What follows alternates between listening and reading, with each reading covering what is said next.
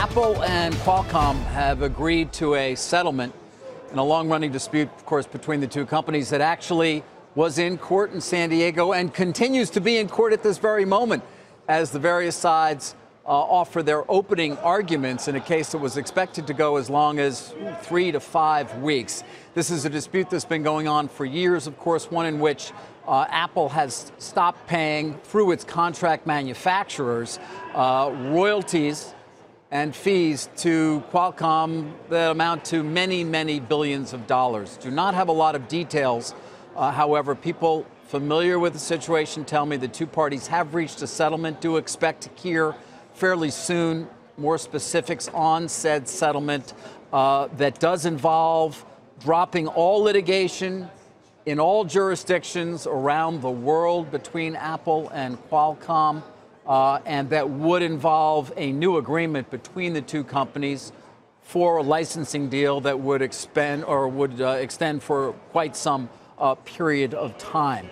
And also, I'm told, as well involves at least the payment of some kind from Apple to Qualcomm of some amount. So a momentous piece of news here in what has been a brutal battle between these two companies that has gone on for years, when Apple decided to stop paying Qualcomm its royalties, saying we are tired, their words, so to speak, of paying for your chipsets and your royalties, double paying in a sense, far more than it's worth in terms of overall the percentage of the phone that you're trying to charge us.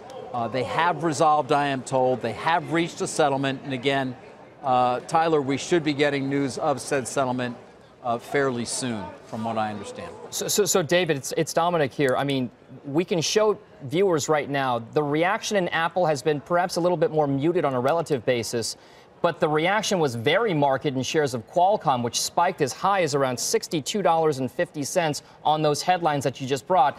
Is the sense here that Qualcomm is the ultimate beneficiary, real beneficiary of this kind of a deal? Without a doubt, Dom. I mean, going into this court, and again, it is interesting, I believe Judge Curiel is still hearing the arguments. I think Evan Chesler, Qualcomm's attorney, is still presenting them, rebutting the opening arguments from Apple. But Qualcomm had a lot more to lose, many would say, Dom, given its entire business model was potentially at stake here. And for Apple, while it certainly was a significant battle, one that it has waged very strongly for years now, nonetheless, you could make an argument that even if it were to lose at trial, for example, it wouldn't lose nearly as much as what was at stake for Qualcomm. For Qualcomm, the idea that they are going to sign a new deal with Apple, again, we don't have details here in terms of exactly what they're going to be paid, receive some sort of back payment for the billions that were owed, that were not paid by the contract manufacturers who make Apple's phone. Dom, you've got to see that certainly as a positive. Potentially, one would expect definitely additive to earnings over a number of years, and removing a significant fear and discount on the shares that we've watched, of course, for quite some time. All right, David, thank you for that news, and I'm sure you'll be contributing later as well. David Faber reporting. Let's bring in Gene Munster for a quick thought from Luke Benchers on the phone. You've heard the news that David just reported, a settlement between Qualcomm and Apple. What does it mean for both companies? So Qualcomm, obviously, I think it's a testimony to the strength of their IP. Apple really wanted to work around this, did not want to give them the nod here. So I think that this is a huge win for Qualcomm, and really clears Apple to start to focus on next-gen tech like 5G.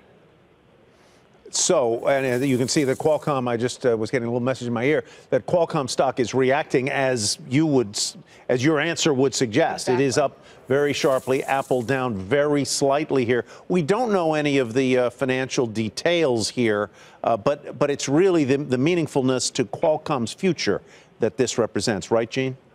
Yeah, exactly. I mean, this is an IP company ultimately, and I think that, it's hard to understate how Apple and Qualcomm, the significance of their rift, right, and the fact that they came to an agreement, I think, is a significant endorsement regarding Qualcomm tech and the strength of that tech. So great positive. I would mention this, though.